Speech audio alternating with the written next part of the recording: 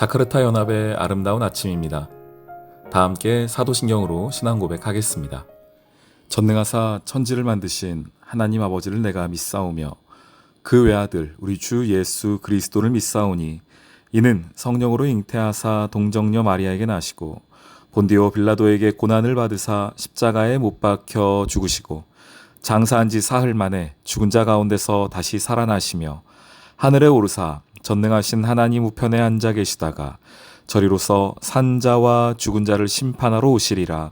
성령을 믿사오며 거룩한 공회와 성도가 서로 교통하는 것과 죄를 사하여 주시는 것과 몸이 다시 사는 것과 영원히 사는 것을 믿사옵나이다. 아멘. 제39장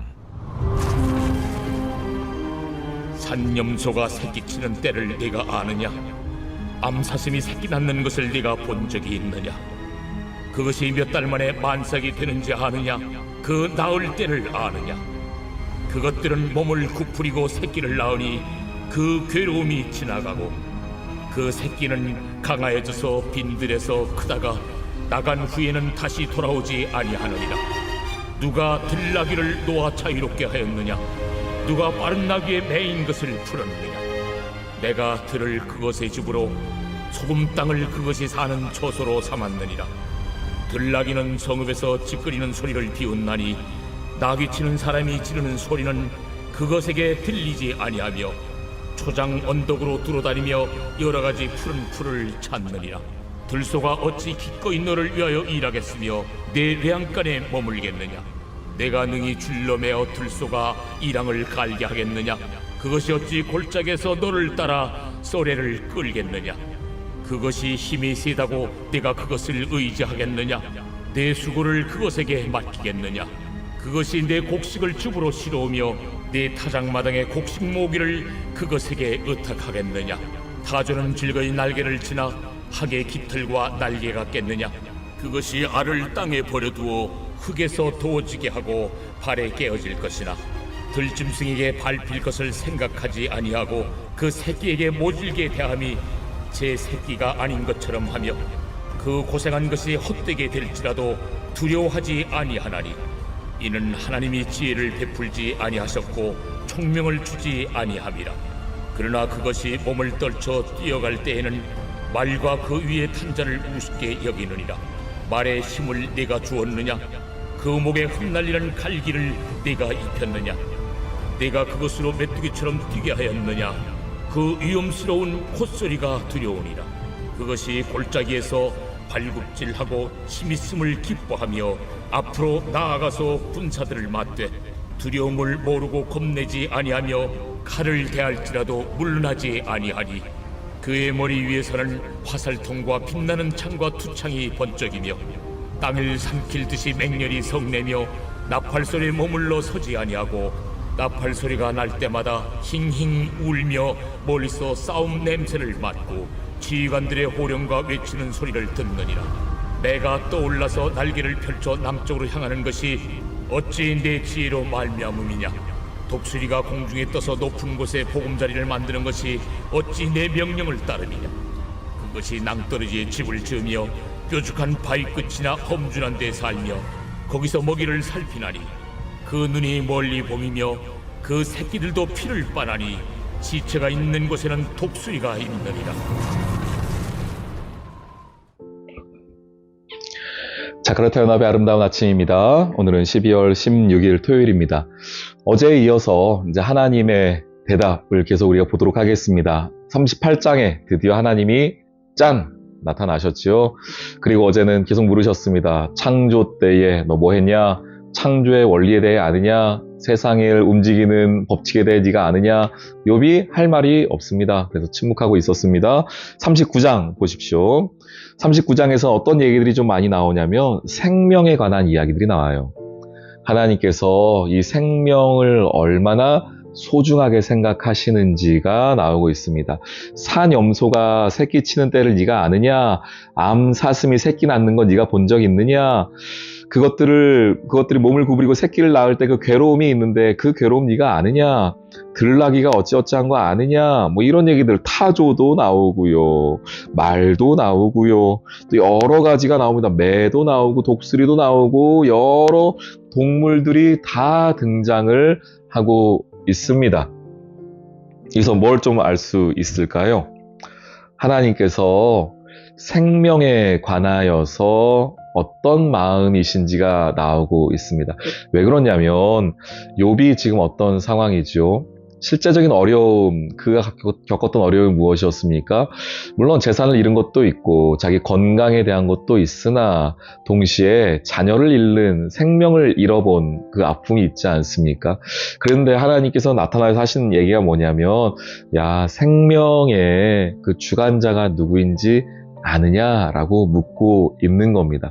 그래서 저는 첫 번째 여기서 나오는 39장에 나오는 하나님의 마음, 하나님이 욥에게 지금 알려주고 싶으신 것 첫 번째는 무엇이냐면 어제는 창조에 대한 이야기, 창조의 주인으로서의 하나님 말씀하셨다면 이 39장에서는 생명의 주인으로서의 하나님, 생명의 주관자로서의 하나님을 지금 욥에게 알려주는, 이거는 좀 포괄적이고 그냥 누구나 알 수 있는 이야기라고 한다면 욥에게 좀 적용되어 본다면 하나님이 이렇게 하나하나 나귀가 어떻고 산염소가 어떻고 또한 말이 어떻고 어떤 동물들이 어떻고 이런 생명의 삶과 태어남과 그의 삶에 관한 이야기들을 하나하나 하시는 것을 보면서 아, 지금 하나님께서 욥의 마음을 좀 만지시고 계시는구나.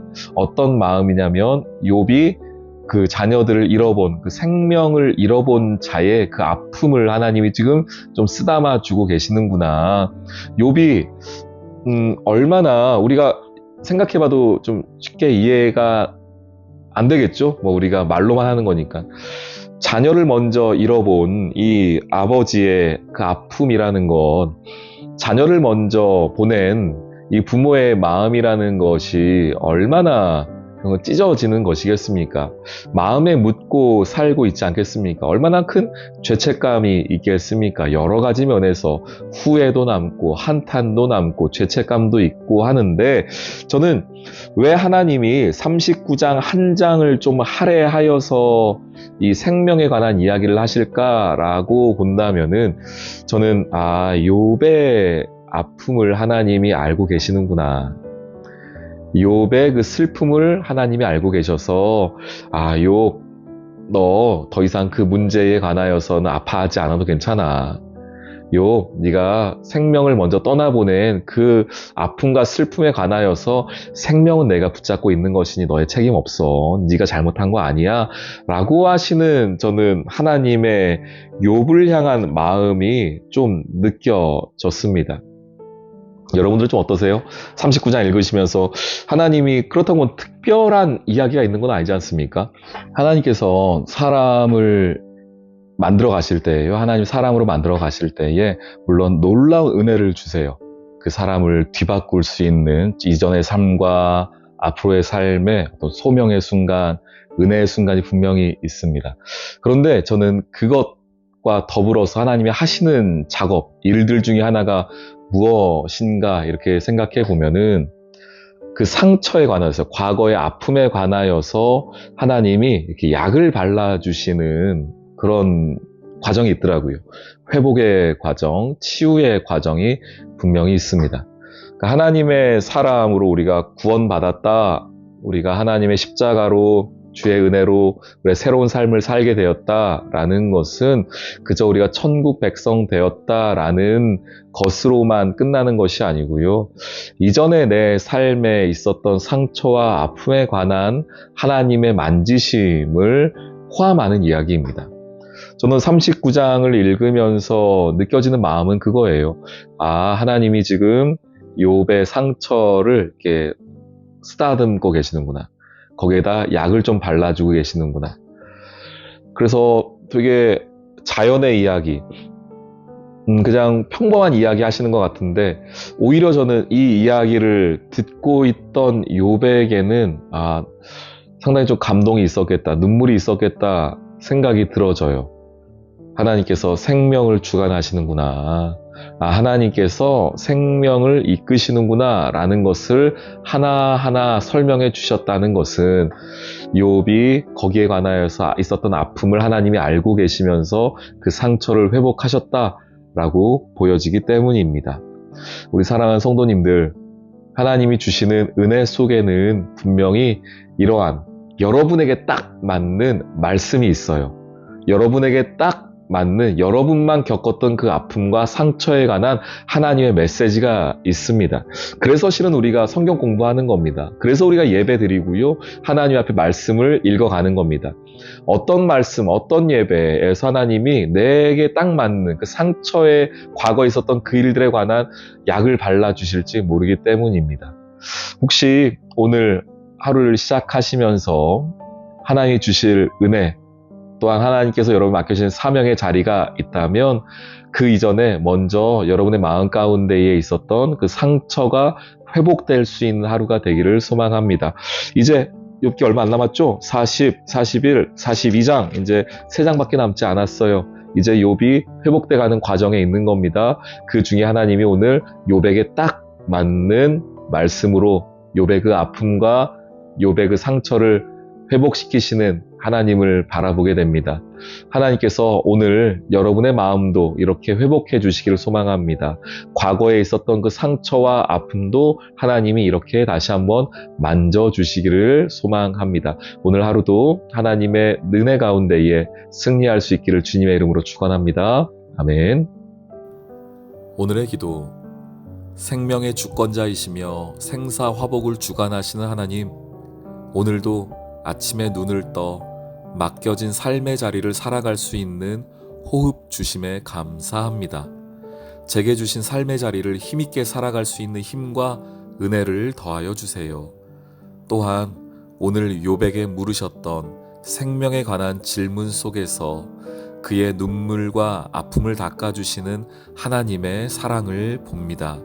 제 안에 있는 상처와 아픔도 주님께서 만져주셔서 회복과 나음을 경험케 해주세요. 예수님의 이름으로 기도합니다. 아멘.